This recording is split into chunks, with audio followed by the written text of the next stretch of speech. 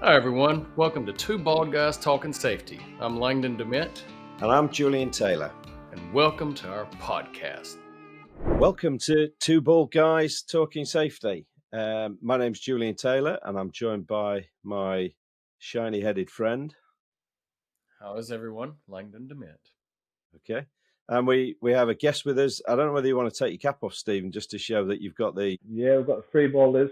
three baldies, so he's got the right credentials to be a part of this podcast.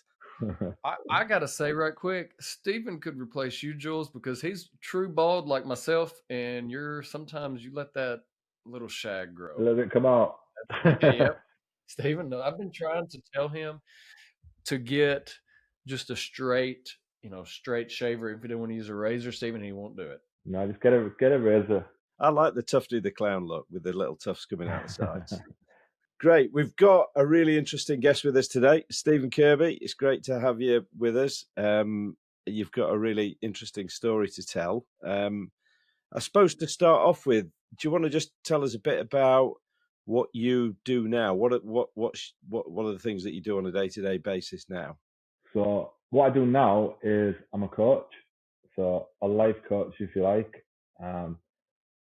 using the tools and techniques that have got me through what I've gone through, which we're going to talk about over the years.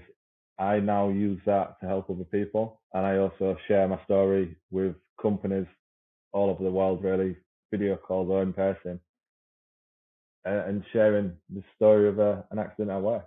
Okay. And it is well, I don't know what the right word is to say about your accident. Whether it's, I was going to say interesting, but I think there's various other adjectives I could use to describe it. There's a lot of lessons to learn from each point of it, really, if you like. I have in my presentations, I have obviously the beginning, the middle, the end. The beginning's the behavioural safety, the middle's the mental health, and the end is the importance of reporting. And I think it's really interesting, isn't it, Stephen? Because I think you would even admit yourself, if somebody had said to you 10 years ago that you're going to end up being a life coach, you'd have probably laughed at them, wouldn't you? I'd have been a what? A what? What's one of them? But yeah, no, this is never the path I'd have ever chosen. But again, certain times something happens in life and it sends us off down a different path. And if the accident had never have happened, I wouldn't be who I am and helping the people that I'm helping today. So I believe everything happens for a reason, the good and the bad, and there's a lesson to be taken. Yeah, and even the bad, I think your story is for me is really positive. Is even the bad, there can be good things come out of those situations, can't there? Yeah, 100%. It's because of the bad, like I said, as to who I am, and what I'm doing today. But I had to go through that chapter in my life, and like to me, your life is a story, and we'll go through chapters. And sometimes we can have a really bad chapter, and for a lot of people, like especially within construction industry, there's like male suicide is 2 a day. They kind of calculate that, and that's the end of their story because they haven't known how to start the next chapter. They felt stuck in that moment, and that's where I was at. That was the end of my book, but luckily I reached out and got help and saw a therapist, and now I'm on a completely different chapter of that story, and it's life. And I think, I know we're doing a lot of kind of predecessing here, but I think one thing that we've seen, especially the last few years, right? How total worker health. So thinking about the mental health, the wellness, the well-being, even honestly, even health and safety, a lot of times we kind of keep parallel and don't really mix it together the way it should.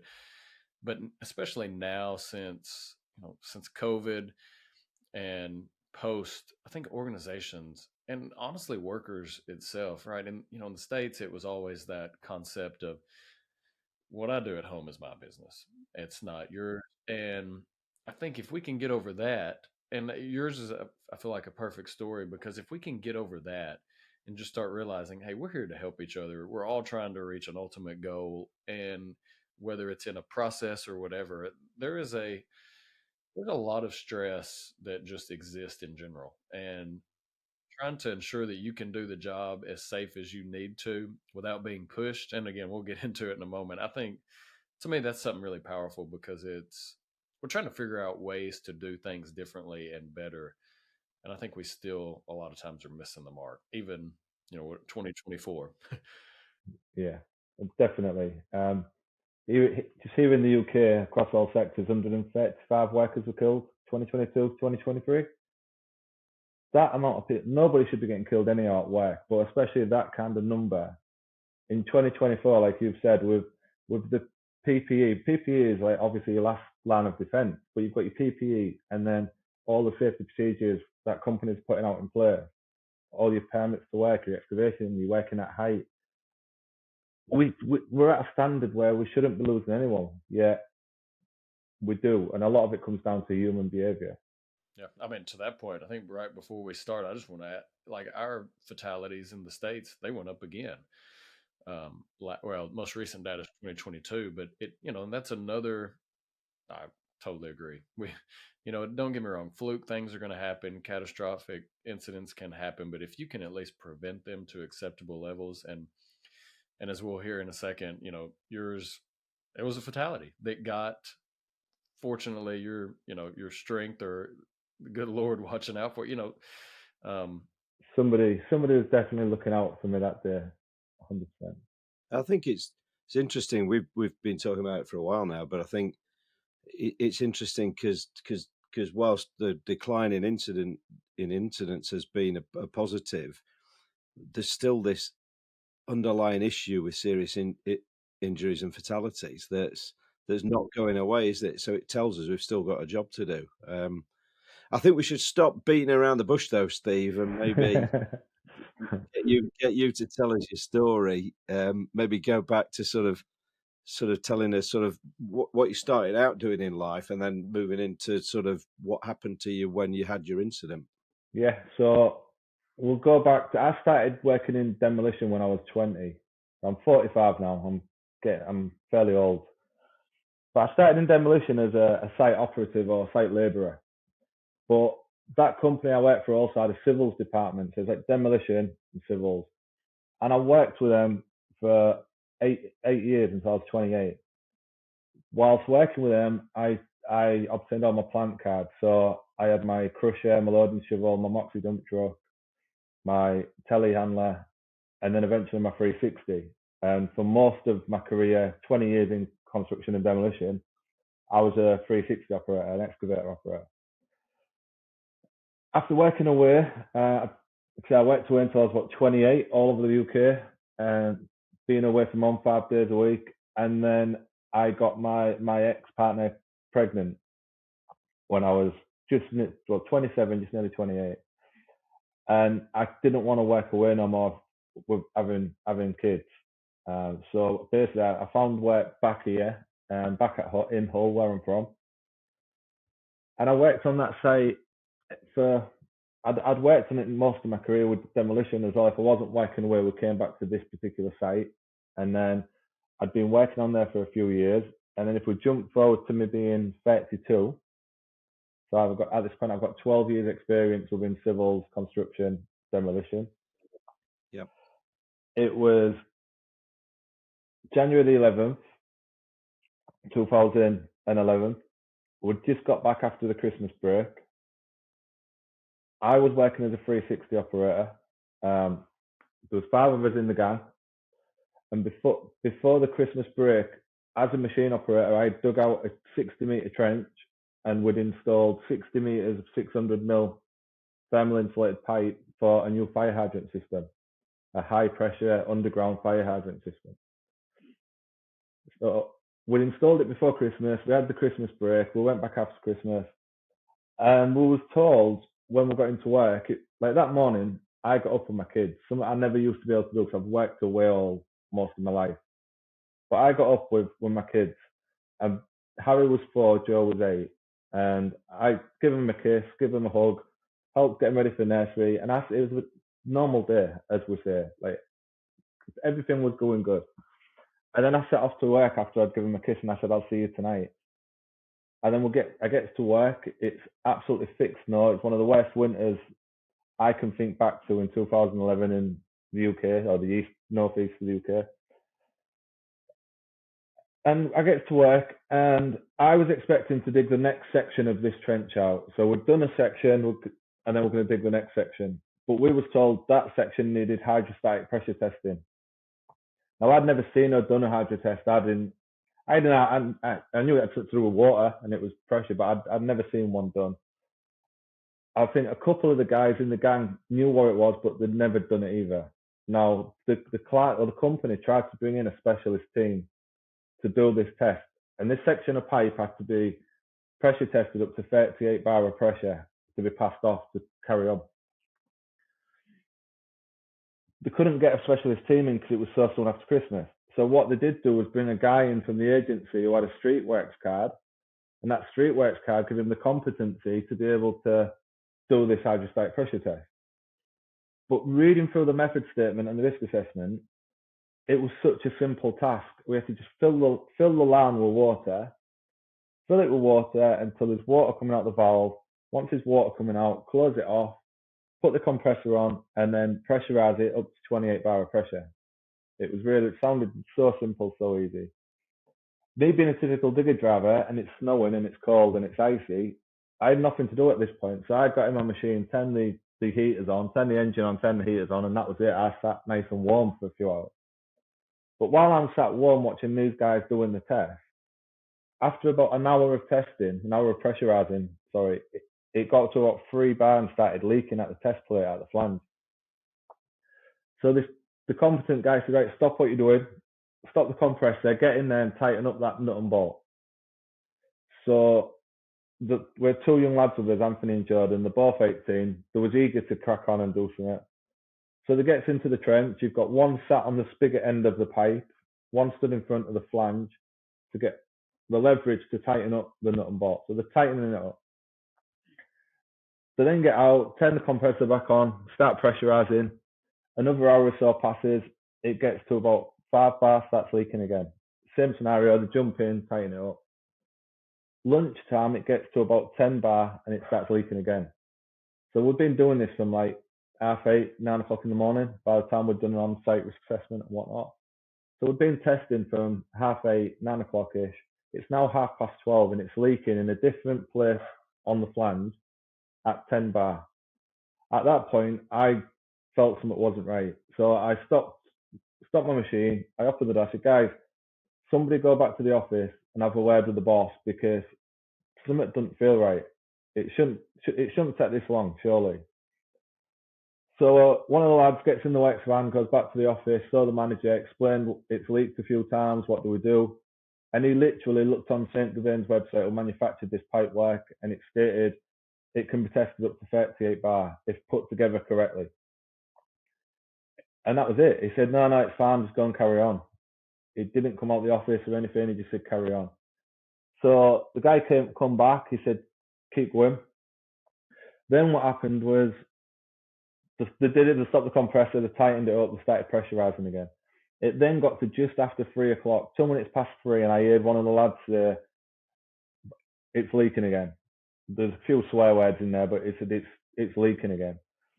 So they stopped the compressor, and I'm looking at the time, and we normally finish work at 4 o'clock. It's this time of year. Well, tomorrow is 13 years. So it's getting dark. It's just gone 3 o'clock. I don't want to work late. We normally finish at 4. All I want to do, I've been sat in this machine all day. All I want to do is go home, see my kids, have my tea, and we still had another 10. It's 18 bar and it's leaking. We still had another 10 bar to go. So I'm thinking this is going to take another few hours. So I knew I was physically stronger than these 2 lads, Jordan and Anthony. I was 32. I'd been bodybuilding since I was 16. These 2 was 18.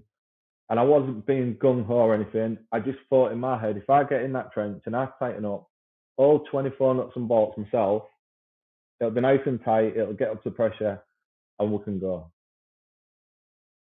So with that, I jumped out of the machine. I said to Jordan, give us your honest. Jordan started laughing, all the lads started laughing. They used to call me fatty. A couple of stone heavier than I am now. I thought I was a unit, but I was a bit chunky. But I said, give us your harness, I'm going to go in the trench. All the lads are like saying, go on, fatty, you do it.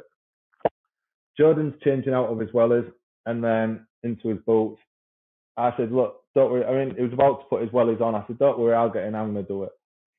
I had 2 spanners in my hands as I approached the ladder to the trench. Thankfully, I passed them spanners back to one of the guys while I went down the ladder. Now, the trench was only about chest height. It wasn't a really deep trench. 600mm pipe in front of me, and the trench is only about 1200 wide. So the pipes, they're trenching that much more. I reached up for the spanners to my left-hand side, and as I reached up, the end had blown. But I didn't know what happened. I don't remember hearing a bang or anything. I was looking back, I was just knocked unconscious instantly. But what happened is, as I've reached, the spigot end's blown off at 18 bar with a lot of air trapped in the pipe. So it would literally, as it had all been put together and the test was set up, it wasn't noticed that there was air in, like the pipe wasn't level, there was air in there, and yeah, it's blown. If it had hit me, the spigot end that blew off weighed 460 kilograms. Wow. Yeah. So it's a big chunk of steel. Now that's blown off, and my digger arm is like a meter away, a couple of meters. And the impact from that hitting my digger arm moved my 8-ton machine digger arm to the end of the trench, just with a force. Just behind me, there's a live waterman running at 8 bar of pressure, a high pressure waterman. If that had fractured, nobody would have got in there to get me out. Somehow it went underneath it and missed it. And like, if it had hit me, it would have cut me in half. But I think as it's blown, because of the amount of air in there, it's blown, as I've reached for the spanners, it's blew me in the air like a rag doll. Because my boots was found 20 feet away over a different part of the site, so my boots just blew clean off. So I think it's thrown me in the air, and then I've gone back in, and then I've hit my head, and then got the injuries that I ended up with. But yeah, the pipe blew. All the guys obviously there's a massive bang. They've all turned and ran, because you would, if something blows, you're gonna turn away. But what I'd ended up going in the air, this is what I'm guessing, but then I came to underwater. So I'm underwater. I don't know where I am. I thought I was in the Humber, like the river, and I didn't even know I was at work. I just knew I was underwater, and it must be a river because it was dirty water. It was bubbles and mud, and I'm trapped, and I'm trying to get up, but I don't know which way's up. It's like being in a washing machine. And I was only trapped under there for about a minute, 45 seconds to a minute. But that minute was like that was like when they say your life flashes before you, all I could think about was Harry and Joe and Katie. I was screaming for my mum. I was shouting for my dad. I'm not a religious person. I'm spiritual, but not so much religious. But I was praying to God, please, please, please. I'm 32. I can't leave my kids. Please, please don't let me die. But in my mind, I truly believed this is it. I'm going to, because I couldn't get out. I felt, even though it was like around about a minute, I felt like I was just stuck in time. It was like forever. But then all of a sudden, I felt myself rise up, and I thought I was fighting to get out. But Jordan, one of the young lads who was in there before me, he saw me just laid face down still. He thought I was dead in the water. And he jumped in the trench and he lifted me out. And as he lifted me out, all these people had heard the blast from sight, so everyone come running at us to see what was going on. And I'm stood there, and everyone's just looking at me and shouting, "Breathe, Steve, breathe!" And I couldn't breathe because I took on that much water. And then with that, Jordan somehow managed to pass me out the trench to the other guys. And as they passed me out, the water dislodged, and I was able to get my breath. And yeah, thankfully it didn't hit me, and I didn't die. But that was the scariest time of my life. Just out of interest, Steve, before you started the job, you talked about there was a risk assessment and a method statement. Did anyone sort of seriously sit down and talk through what the dangers. No, not what I remember. It was all kind of quickly pushed, and there was nothing pointed out to us about having an exclusion zone. There was nothing discussed. As to what I remember, it was a generic risk assessment that had been altered to cover the test. Was and I don't recall either when we had talked previously. Was this an abnormal job for the most part, or was it at least? I mean, we need to have a specific. I'm not saying that, but was it fairly? It's something I'd never seen done before, so it wasn't a common job for us. And I think it was interesting, Stephen. You said, I know you've talked to lots of people now, don't you? And somebody had reached out to you and talked to you about what were the control measures that you were going to use. And I think you've said you had no idea what the control measures should be used in this situation. No, there was nothing. Something didn't for me while it was still under pressure and they were stopping the compressor. There wasn't releasing the pressure. There's still pressure in there, and there was getting in and out and tightening it up. And to me, that didn't feel right. But when you've got somebody who's apparently a competent person who's done it before and he's got his card to say so, and you've got the manager telling you, "Oh, what? It's all right. It can be tested up to 38 bar, whatever it was." It's if someone in authority is saying, "No, it's fine. Keep doing what you're doing," even though it doesn't feel safe, you talk yourself out of it because you think, "Well, he said it's all right, so it's going to be all right." And that's that cultural shift we've got to change, isn't it? Which we talk about it all the time. Is having businesses allowing people to put their hand up and go and say stop. Yeah, 100%. No matter if you feel something, just stop. If you don't feel safe, if you don't feel confident, whatever it is, if you're not 100% committed to doing that job, then stop and ask for the training. Well, and this is a perfect example, and I guess I'd forgotten that this was one of those you really think of how can I start when safe? Meaning, especially if this was a new job, different than what you've done before, and instead of trying to go through and ensure that X, Y, and Z are in place, we understand what the task requires. We understand how we can minimize what essential controls and that it's when you start thinking about that you're like they've just blanketed it and assuming, and this is a high hazard job. I didn't even know. Sorry, I didn't even know what 1 bar of pressure was capable of. Yeah. So when they're telling me when it's at 18 bar and it's leaking again, and to me that 18 bar doesn't register as anything because I didn't know what it was. It was just 18 bar. Now I know that 18 bar is the equivalent of 53 and a bit ton pushing against that flange. If I knew that amount of pressure was trying to push it off, I'd have said, well, surely we must have an exclusion zone. But even we was told it couldn't go. It didn't even need a thrust block. Like, cause I know, again, it's not something we ever did, but I know you put like concrete blocks in front of the plate in case it goes and stuff.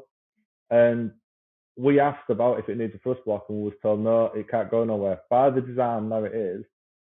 But that's if everything is put together by a competent professional who knows exactly what they're doing. And with us and the guys who put it together, we didn't know that. So like before, it was all laid level before the Christmas break. Now, I'm not fully aware, but I'm pretty sure that you're supposed to backfill them before you test them anyhow because of movement. But this wasn't. It had each 4 meter section had a bleed valve. And before the Christmas period, then bleed valves were being shut off. So that full part of the site flooded over the 2 weeks that we was off over Christmas. And because them valves were being closed off, the pipe was full of air, so it floated in places. That's something an engineer should have spotted before we did something at this level, like doing a job like this. And it was passed off to test. It was like, no, it's fine, go ahead. When I stopped it and James went to see the manager to say what's happening, if he'd have come out instead of sat on his laptop, if he'd have come out and looked at it from his perspective, he probably spotted that and it wouldn't have gone ahead. if any of us have had any training, we'd have spotted that. But as I said, I didn't even know what a 1 bar of pressure was, let alone anything else to do with a test. I think there's that real danger of complacency, isn't there? Because you don't know. And I mean, I think that I love what you talk about, Stephen, because you kind of really illustrate it. 53 tons, the fact that it's blown 450 kilograms across, and it's moved the digger arm that weighed 8 tons. That's a perfect illustration of what pressure does. And like you say, you shouldn't be going anywhere near it. It particularly if it's starting to leak. And I was stood there. The other lads was, it could have gone at 3 bar. Now, the reason why I got into speaking and sharing this story is because Skanska, 3 months after this had happened, they had a fatality on one of their sites. And I think that theirs was gas, but it's still pressure testing. And the pipe failed at 3 bar, and he died instantly. And from what I've looked into, there was a few more fatalities that same year as well due to failed pressure tests.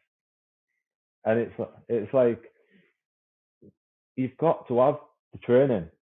You know what I mean? You can't have someone doing this type of stuff and not having no idea of what they're doing. It's dangerous. It's such a good case study, Stephen, because you think about the training element, that there were unqualified people there, the fact that there's something going wrong and it's not, people haven't reacted to it. Yeah, it's everything that you'd expect, especially on the type of site that we was on. You'd expect everything done professionally and in the right way. And I think to us as a gang, we knew we was out of our depth doing what we was doing, but you just told to carry on. If you don't want to do it, we'll get somebody else to come and do it. And then when they said about we was doing it because they couldn't get a specialist team to do the test, I always thought I was a competent person because I could drive any machine you put in front of me, or I'd done certain tasks, certain jobs all over the country working away. I thought I was a very competent person, but I wasn't. I was a very confident person. I'd have a go at anything, and I'm not stupid, so I can read something and I can understand it, and I can think, yeah, I can do this, or I can have a go at that. That doesn't make me competent, and this is what I'll tell everybody on my talks. You can be as confident as you want to have a go at something. You might have seen a guy operate a 360, a machine, and it might need moving, and you might think, yeah, I can do it, and you jump in it to try and do it. Stay out of it, because if you hit somebody, or you fall and get stuck in your tracks, or you spin around and hit a vehicle or a car, you're not a competent person just because you know how to do it, and you can see it, and you've seen it 1,000 times. You are not competent. So, and that's a big thing for me. It's the difference between competence and confidence. Yeah, it can be dangerous, can't it? That overconfidence. And I thought another really interesting thing that you just said as well was well, if you don't do it, we'll get somebody else to do it, and that starts to say a lot about the culture of a site, doesn't it? That if people are raising concerns and that kind of response is happening, there's a culture issue, isn't there? Yeah, and that does happen, and that was a case on that site, and it is a case on quite a few sites still. Like, I know guys that are still working on site, working through agencies, especially because that's when it's difficult. Because if you won't do that task and it needs doing, then they'll get rid of you and get somebody else through the agency.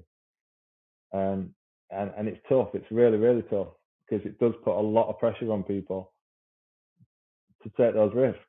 Well, it's your livelihood, isn't it? Again, part of my presentation is what I've learned as well through human behaviour. We will take risks to save a little bit of time or a little bit of money. We all do it. We do it in our everyday life. And if you've got a gang working on a site and you offer them X amount of money to get this task done by a certain time, they're going to have a go, because it's money. It's down to the company to be checking what qualifications they've got, who is competent to do the job, who's not. And if you haven't got that competency card, then you shouldn't be doing it. Well, and, employees, they're masters of the job. I mean, so assuming you know the requirements, even when you like, even for that, even if you know some of the adversity and some of the potential hazards and extreme risks, there's still certain areas that, right, we know where we can deviate and get closer because we know it. But it's a whole different ball game. I mean, still in line with that when you haven't been told or you don't understand the job to the extreme, and that's when you make the assumption that, you know what, that this should be okay, but you don't realize that that deviation is actually a lot smaller because of the initial failure. Exactly, and that's kind of what I say again in a lot of my talks. That it'll be all right if you have a look and you question yourself, you think, it'll be all right, I'll do it, and you shouldn't maybe, but if you do that little mini risk assessment in your head and you think, it'll be all right. It's like somebody getting on site and not having the right PPE. It might be a 5-minute job, so they think, it'll be all right, I don't need it. It won't be all right. It can massively go wrong, and you might get away with it a few times, and complacency then kicks in, and then you think you're unstoppable. You never need gloves because you've never cut yourself. You never need a mask because you can hold your breath rather than breathing in the dust. But at some point, it will catch you. You're riding on luck, and that's all we do is we ride on luck when we risk these things. And that, as soon as we get that voice, it'll be all right, it'll be okay, whatever we're thinking, that's when we need to stop and just give ourselves 5 seconds and think, what is worst case scenario? And be prepared. It's like your story is a great example, isn't it? Where actually, what's the long-term effects here? Actually, for the sake of a few minutes, what's the long-term effects? And it's just not worth it, is it? No. So going back, the only reason I got out of that machine was because it was nearly home time. It was time, save a bit of time. I didn't want to work overtime. If it was an hour earlier, Anthony and Jordan would have been back in the trench. If I wasn't bothered about doing overtime, then again, I'd sit back and I'd have just waited. But I wanted to go home. I wanted to get that job finished. And I believe I had the strength to tighten up all them nuts and bolts. So I was on the permit to work. It wasn't my job, but we was all on the same permit. So it ain't like I was in the wrong place and I shouldn't have done it. It was just something I felt I needed to do to save that bit of time. And now, 13 years later, I am in a good place mentally and physically. I do still struggle with like, I can't work out like I used to. I can still work out, but I've got to go really light. I've had my bicep snapped. I had, after the accident, I had to have cortisol injections in both elbows just to be able to move my arms. Where my feet must have been blown in the blast where my boots blew off. I've done all my ligaments in my feet, my tendons, and I'm all right walking maybe about 500 meters, and then my feet start hurting, and it's something I've just learned to live with. But it's all physically, it's to do with the accident. Mentally, I'm over that in a way. Well, I was going to say, Steve, what happened sort of immediately post it happening? What was the sequence of events? Once they got you out of the trench? I eventually get to hospital and get my head stitched up. Yeah. They clean me up and they get all the pipe. I've got pipe bedding stuck in my face and my neck and like shrapnel where it's blown. Now, I thought that I'd just get picked out real nice, but they don't. They tend to get a stiff brush and scrub it out. So that was not very nice. And then I had a load of scans. I got stitched up. I got cleaned up. The kids are worried. The kids are crying. Then I've been in an accident. The hospital's trying to find me a bed because I've drowned and I've been unconscious. They said they need to observe me. And I just wanted to get home to my kids. So I was like, no, I have to stay in. I need to go home. And eventually I discharged myself and went home, got home fairly about midnight, I think it was, after the accident had happened at 3. And that was how that side of it was dealt with. Now, looking back now, I know, like 5 years ago when I set up SK Life Coach UK, I set up SK Life Coach UK with the ambition of helping guys within construction who don't want to go to therapy, but they might speak to somebody who's relatable, somebody who knows what they're going through, somebody who's worked on the same field they're on. So I had this idea and I set it up, but then I put a post on LinkedIn just saying who I was and what had happened. And then a guy from Skanska, Craig, saw it from Skanska and said, am I right in seeing that you got blew up? He gets in touch. They then invite me to go and talk at their head office in Rickmansworth and share the story. Now, I never had any plans to do that at this point. This is 5 years ago. And I said, yeah, I can do it. But I had no pictures, I had no information, I had nothing to use other than my medical report. I had nothing to really show anything about this accident. So I wrote to the client, sent an email to the client, because I knew they'd done an investigation. They'd told me about, I was off work for 7 months, but I knew an investigation had gone on and work had returned. So I spoke to the client and sent an email and said, look, Skanska's asked me to share my story. Can I have some information, please? I'm not going to mention the client. I'm not going to mention the principal contractor. No names or anything. It's just the story and the lessons to be learned from it. And his words were, I'm sorry, Steve, but we're not going to want you to do it. And I said, well, why not? And he said, red flags. Yeah, he said, leave it with me. I'll speak to my management and I'll get back to you. Now, he was the manager on that site. He was the top man on that site. So I said, yeah, all right. And anyhow, a couple of weeks passed and I've not heard from him. I've sent him emails, not heard nothing. And I've got this talk coming up with Skanska at their head office. Not sorry, at their head office. It was a stand down at Leicester. So I've got the safety stand down to do at Leicester, but I've got nothing to put together yet. So someone said to me, write to the HSE for the freedom of information, and the HSE will give you the full investigative report. They'll give you everything. So I thought, right, that's a good idea. So I wrote to the HSE. I explained my name, who I was, the site, everything. And a couple of days later, I got an email saying, really, really sorry, Steve, but we've got no idea who you are or what's happened. So at that point, I then sent an email. I'd been trying to get in touch with this manager for weeks. And I sent him an email saying, how come the HSE don't know anything about the accident? He rang me up within 5 minutes and he said, what do you mean the HSE? Like, he'd had his little panic on straight away. So I said, well, because you didn't give me any information, I wrote from the freedom of information to the HSE, but they don't know anything. He said, right, do you want to come on site tomorrow and we'll explain how and why I reported it? So I was like, yeah. So I got invited onto site.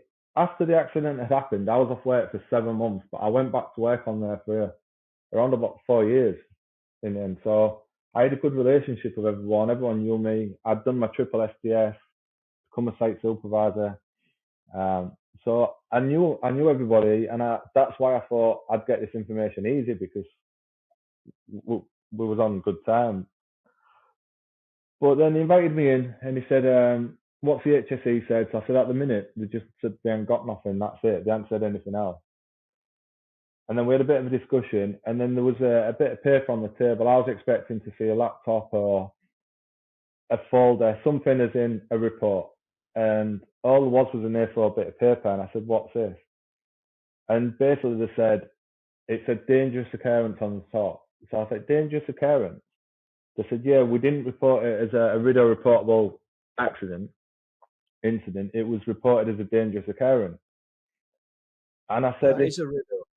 Yeah, I said, if we were stood, if I was still in my machine and that end blew off and hit my digger arm, and I'm like, whoa, that's a dangerous occurrence. It's caused no harm, but it potentially could have.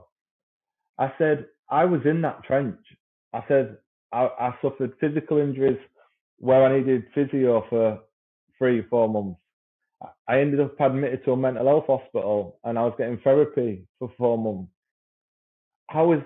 I needed stitches in the back of my head. How is none of that? How is that only like minor injuries, which is what it was described as? And neither of them could look at me in the face. But looking back now, that was the reason that they didn't get me an ambulance. They use their on-site ambulance. The on-site ambulance can't leave the site. It can go around the site, but that's it.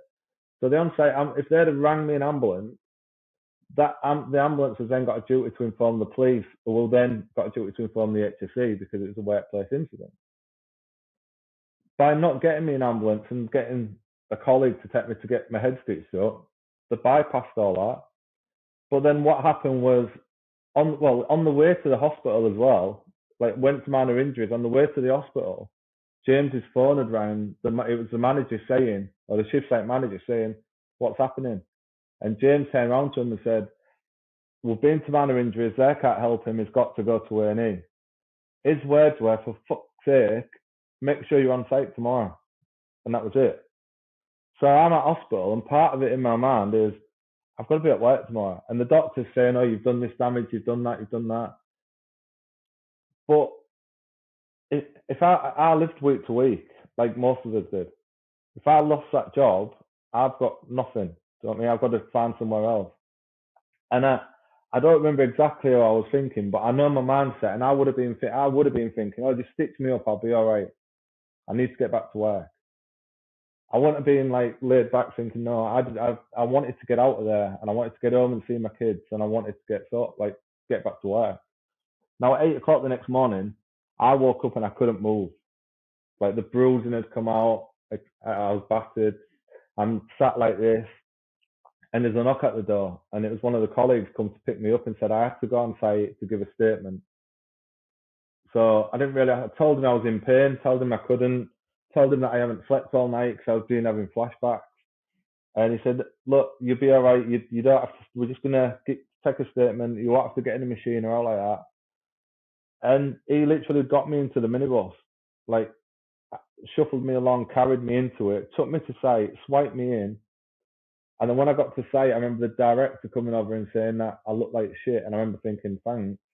And he said, right, I need a statement from you, but so I said, well, can I go now then and go home because I need to go home.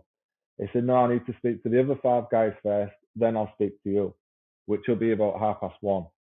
So I was expected to just sit in an office in a chair all day, even though I was physically battered. And one of the supervisors went by and saw me, and he was like, what are you doing here? I said, they've told me I've got to come in and give a statement.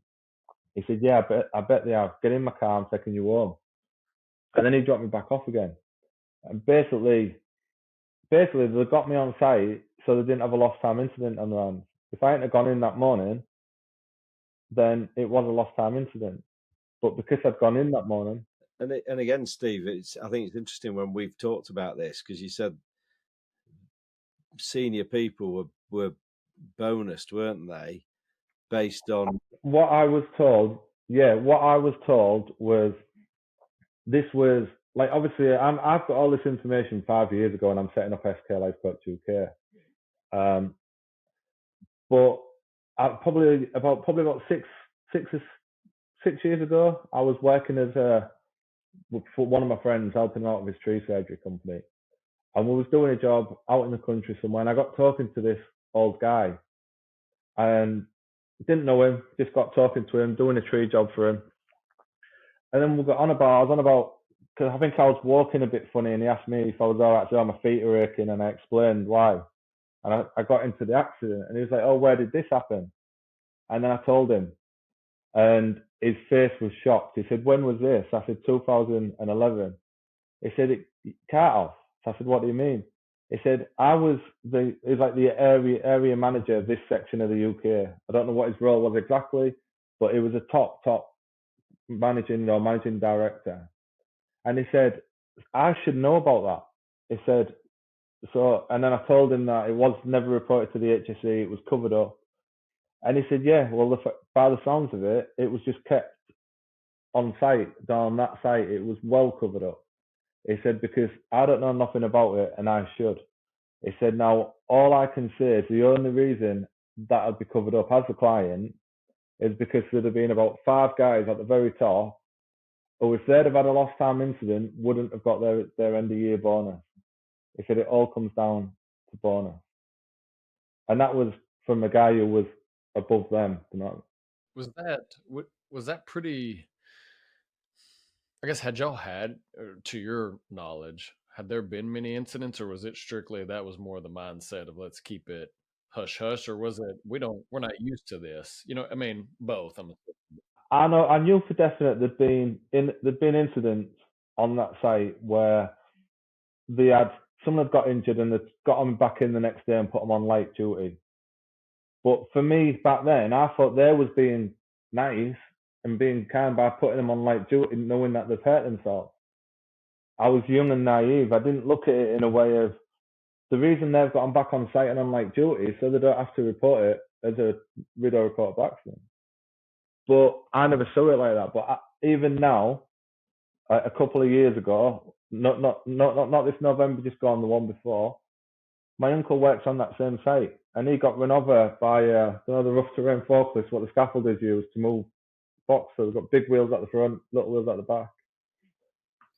He's stood near his works van, and one of them comes up with sun in his eyes, and he can't see where he's going, and he runs my uncle over. And my uncle takes a whack in the back of the legs. He has to go get him checked out. So they get the on-site ambulance from the same place, same client, different principal contractor. Gets him on, ambulance comes out, gets him in it, checks him out, takes him in flashing lights to the car park, puts him in a colleague's car, sends him to the minor injuries, gets his legs x-rayed, gets him picked up the next morning and put him on light duties for 2 weeks.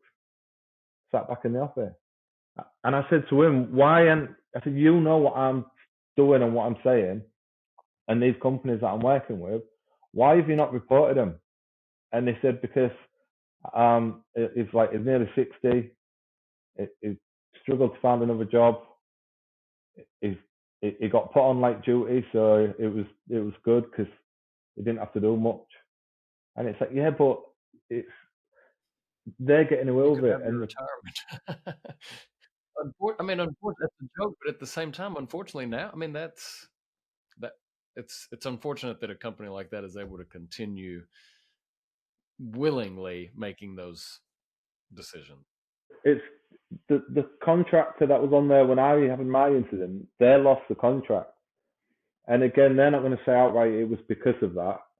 But I know 100% it was because of that, because I've spoke to people who worked within the management and whatnot, and they lost a multi-million-pound contract because of that incident. But it's a different contractor on there now, and they're a top contractor, and it's the exact same thing still happened to him, and it's that culture. I was going to say the scariest thing from it as well, Steve, is when you talked about the Skanska incident 3 months later. There's no opportunity to learn from your incident to actually prevent the Skanska incident happening. No, and that's a massive part of why I just do what I do and why I'm sharing my story. Like I said, there is the accident. There's a lot we can learn from the accident and training and communication. There's the mental health, like my own troubles afterwards. But then it's the reporting, because if we don't report something, we don't learn from it. So even if it's a small near miss, if it's something tiny, if we just keep ignoring it, eventually it's going to catch somebody out or something bad's going to go wrong. Now, in this case, if the HSE had have come in and done a thorough investigation, and then they would have then, whatever their findings were, they'd have put that out UK-wide in a briefing or of some form. And by doing that, and they might have put the procedures out as in, you must have an exclusion zone. And it's gone out there, and people learn from it, and then that guy might not still be here today. He might have read that. The company might have said, "Oh, this happened on this site. Let's make sure we don't make the same mistake." But if it's not reported, nobody knows it's covered up, and we don't learn from it. And that's why I'm passionate about getting that out there and getting it across. Same as there is still companies out there that do offer cash bonuses for a good safety record when it comes to KPIs. You cannot reward safety with cash bonuses. It's completely ridiculous. It encourages people not to report. And that's the whole issue with incentivization as a whole, is what do you do, what do you not do, how do you make it more engaging? And that I'm one of those. I completely agree. Honestly, it's Now, safety should be rewarded, but not if something goes wrong and you report everything the correct way and you show how you put it right, what went wrong, and you can prove that you've learned from it, then surely that looks better on your record rather than a fake zero incident. I've got 23 million man hours without a lost time incident. It's it's not real. Well, it's not. And every time you see it, I mean, I don't know what you think, but it just goes through my head. It just means, yeah, people ain't reporting stuff, are they? So, yeah. I think I was going to. I'm laughing here to Steve because you've had to turn around and turn the lights on there because I it's getting know dark. it's getting dark. Every time me and you get talking, we talk for a long time, don't we? So, yeah. But it's a fascinating story. the main story is if something doesn't feel right, we stop and we ask and we communicate, and that's practical, like on site. It's also in your mind. If something doesn't feel right, stop and communicate and talk to somebody, because if we don't, the mind is very delicate and it can turn on us at any point. It's a great message. Langdon, do you want to wrap us up? Yeah, sure. Stephen, again, we appreciate your openness and willingness to discuss. I know that it's unfortunate that crap, and I use that word versus an incident in this case, like this still happens. But hopefully that's how we try to learn and grow from it and teach others in regards of that. So we definitely appreciate your time. But Yep. Listeners, for everyone out there, we appreciate you joining. And just as Stephen told us, one of the most important things we can do is stay healthy and safe and watch each other's back out there. Thanks, everyone. Hey, everyone. Really appreciate you tuning into this episode of Two Bald Guys Talking Safety. Please follow and subscribe to wherever you stream your favorite podcast or visit us at evotix.com. And if you want to see how follically challenged we really are, come and check us out on YouTube. If you've got value from the podcast, please go to Apple Podcasts, and in the review section of this podcast, if you could leave us a review or a rating, that would be great. And as always, everyone, while you're going about your days, about your normal lives, stay safe out there and watch each other's back.